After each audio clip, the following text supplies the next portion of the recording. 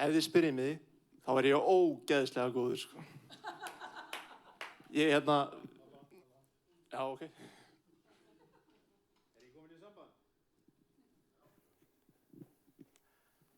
Já, þú komin í He samband. just said, if you would ask me, I am awesomely, incredible good. Við vorum í ræktinni ég og Árni í gær og ég tók 100 kíló af beppressi. Ég ógeðslega ánægð með sjálfan mig, sko.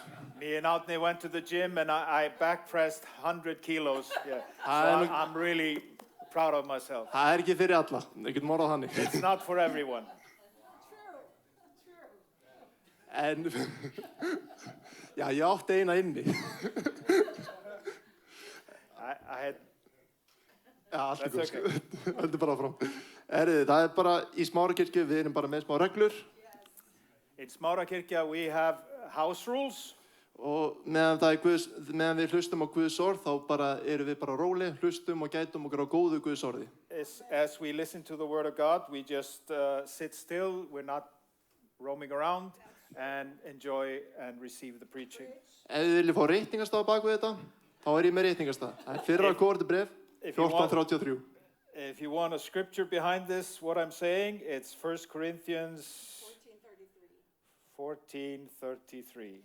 Því að Guð Guð friðar, ekki truflunar, eins og siður í öllum söfnum hinna heilugu. For God is not the author of confusion, but of peace, as is in all churches of the saints. Og að því að ég veit að við erum biblíuleg kirkja, þá væntanlega þá allt í góð að fara á bak við ritninguna. And because I know we're a Bible church, then we support everything with the scripture. Ég ætla að hoppa í fyrra Jóhannesbréf 5:13. I'm going to jump into 1 John 5:13.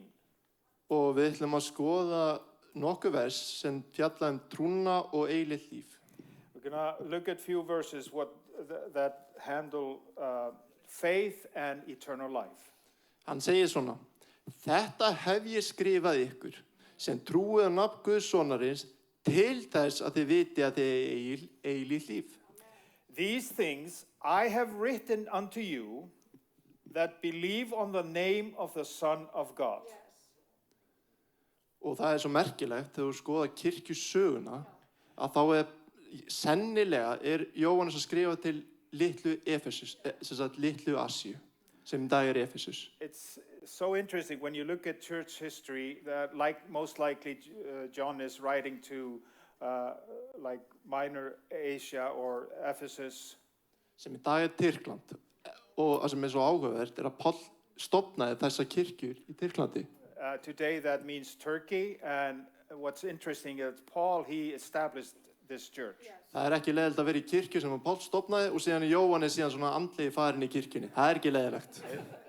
It's not bad that to be in a church that Paul established and John the apostle is like the spiritual father. En það takt eftir orðalægin sem hann notar. But look at the wording that he used. Takt eftir. Það fullvissa það sem hann að segja. Það ekki þið kannski eilíft líf. It's certainty what he's saying. He's not saying maybe you will have eternal life. Kannski Jesus sannleikurinn til Guðs, vegurinn til Guðs, kannski. Maybe Jesus is the way, maybe he is the truth, and maybe he is the life. Nei, ég riti ykkur þetta til þess að þið eigið eilíft líf. These things I have written unto you that you have eternal life. Það fullvissa á bak við þessi vers. There is certainty about behind these scriptures. Með því að trúa á Jesú Krist, þá þú búin að eignast eilíft líf. By believing on Jesus Christ, you have received eternal life. Hann ekki að bjóða upp á þetta, kannski hitt og þetta. Hann ekki að bjóða upp á það. He's not offering anything wishy-washy, maybe something. Nei, þú búin að eignast þetta. You have already received it. Ef að leyfa Jesú að tala. Should we allow Jesus to speak? Jóhannes 11:25-26. John 11:25-26. Jesú mælti, ég upprisinn á lífið. Sá sem trúir á mig mun lifa þótt hann deyi. Og hver sem lifir og trúir á mig mun aldrei eilífu deyja. Trúirðu þessu? Jesus said unto her, I am the resurrection and the life. He that believeth in me, though he were dead, yet shall he live. Do you Jesús believe that? sjálfur að segja að upprisan aðeins fólkin í honum. Jesus is declaring himself that resurrection is only connected through him. Páll póstuli segir í Efesus 1:19, upprisukrafturinn sem reisti Jesú frá dauðum býr innra með þér. In Ephesians, Paul says that the same power that raised Jesus from the dead lives in you. That's actually Romans 8:11. 8:11. That's Romans 8, chapter 8, verse 11. Ok, Sorry. þú varst að segja með fréttir. en þetta eru góða fréttina sem við fáum með trúnni. This is the good news that we received by the faith. Jú, við munum öll deyja, líkamallega, We will all die physically, en að því að Jesús sigraði dauðann, þá munum við bara upprísa með honum í dýrðinni. but because Jesus conquered death, we will be raised up with him. Að því að þú getur verið fullus af það, þegar þú tekur síðast andadráttinn hér á jörðu, þá tekur fyrst andadráttinn í eilíðinni. You can be certain when you take your last breath here on earth, you take your first breath in heaven. Og þá verðum við honum all ævi. And you will be with him for eternity. Og þá kemur þessi spurning, af hverju þetta svona óbóðslega einfaldi boðskapur? And the question becomes, why is this such a simple message? Jú, Páll póstuli svarar þeirri spurningu. Yes, Paul, he answers that question. Það þekki allir í Efesus 2:8. Af náð ertu orpin fyrir trú, þetta ekki ykkur að þetta Guðskjöf. Það þekkja þau öll vers, eða ekki? Flestir. Most people know this scripture. For by grace you are saved through faith. En versið á undan, það svarar spurningunni af hverju torpin með svona einföldum hætti. But the scripture before that answers the question why it is so. Þannig vildi hann sína á komandi öldum hver ómælanleg náða og náðar sinnar og gæsku við okkur í Kristi Jesú.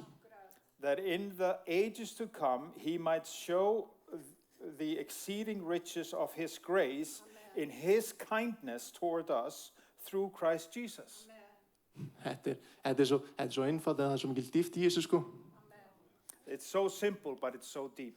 Af því að hann bara basically segja að Guð vildi sína vild sinna okkur ómælanleg auðleg náðar sinnar í Kristi Jesú. He wanted to show his exceeding riches of his grace in his kindness in Christ Jesus. Þetta birtist í að þetta sé bara hinn fullkomni kærleiki. In this, the perfect love is manifest.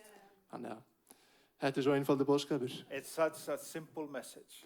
Þetta er trúin sem að segir bara að þetta gerði Guð í gegnum Jesú Krist fyrir þig, ekki hvað þú þarft að gera til þess að komast til hans. This is the faith that tells you what God did in Christ for you, not what you have to do to approach or reach God. Ekki bara kalla það gott eða? Takk Jesús fyrir náð þín og miskunn drottinu, takk Guð fyrir að fallega þetta drottinn minn. Thank you for your grace and your mercy, and thank you for this beautiful day. Ég þakka þér drottinn minn og við fóum að koma saman til þess að lyfta þér upp einum Jesús. Thank you for we're allowed to come together and lift up your name, Jesus. Ég bara beðum fyrir þessu orði sem verður talað nú í dag, þá ég beð fyrir Hilmari sem myrðu varir hans og tunga og geðunum orðamæla fyrir daginn í dag, Jesús. I pray for the word that goes forth here today. I pray for Hilmar that you anoint his lips, that whatever he says is of you. Og við bara biðjum drottinn minn, þú gefur okkur opinbera skilning á fagnaðarindinu, hver opinbera skilning hver þú ert, Jesús. We ask you for a spirit of revelation of the gospel and who you are, Jesus. Og við bara biðjum